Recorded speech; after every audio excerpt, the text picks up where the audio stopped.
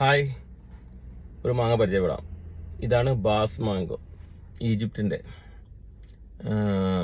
Egypt തന്നെ സ്വദേശം എന്നാണ് ഞാൻ മനസ്സിലാക്കുന്നത്. പുറത്ത് വന്നതല്ല എന്നാണ് തോന്നുന്നത്. എനിക്ക് കറക്റ്റ് അതിനെപ്പറ്റി അറിയില്ല. മാങ്ങ ഞാൻ ഇതുവരെ കഴിച്ചിട്ടില്ല. ഒരു ഉരുണ്ട മാങ്ങ.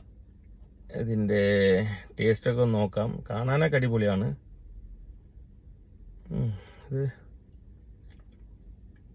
നമ്മൾ ആട്ടിയിട്ടൊക്കെ കട്ട് ചെയ്ത പോലെ സ്മെല്ലായിട്ട് ലേശം പൊടി തോന്നുന്നുണ്ട്. കട്ട് ചെയ്ത് നോക്കാം. ഒരു വലിയ രീതിയിലുള്ളൊരു സ്മെല്ലൊന്നും എനിക്ക് കിട്ടിയിട്ടില്ല. വാ, കാണാൻ നല്ല അടിപൊളി. പക്ഷേ നിങ്ങൾക്ക് എത്രത്തോളം ക്ലിയർ കിട്ടുന്നുണ്ട് എനിക്കറിയില്ല. കാണാൻ ഒരു രക്ഷയില്ല. സാധനം കഴിച്ചു നോക്കട്ടെ. ഒരു ഉടഞ്ഞ ഫ്ലഷ് അല്ല കേട്ടോ.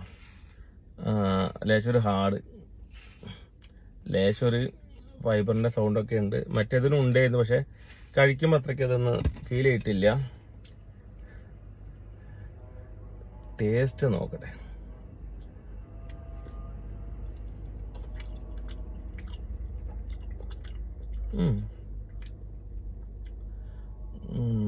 ബാസ് ഒരു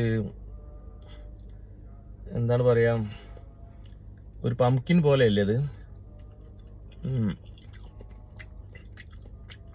ടേസ്റ്റ് ആണെങ്കിലും മധുരം കുറവായിട്ടാട്ടോ എനിക്ക് തോന്നിയിട്ട്. ചെറുതായിട്ടൊരു പുളി ഉണ്ട്, പക്ഷെ ഒരു മധുരം കുറവ്. ഒരു ഫ്ലേവറൊക്കെ ഉണ്ട്, പക്ഷെ നമ്മളൊരു നല്ലൊരു മാങ്ങയുടെ ഫ്ലേവർ അല്ല.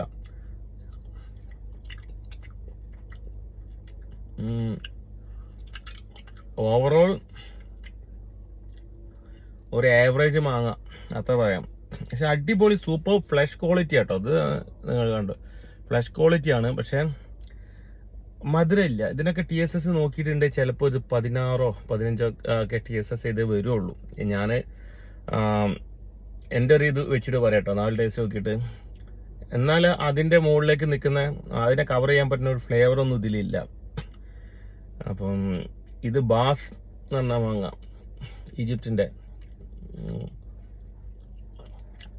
വയ്ക്കാൻ റെക്കമെൻഡ് ചെയ്യുന്ന മാങ്ങയല്ല.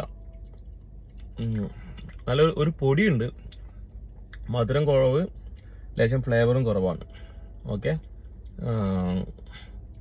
Good day.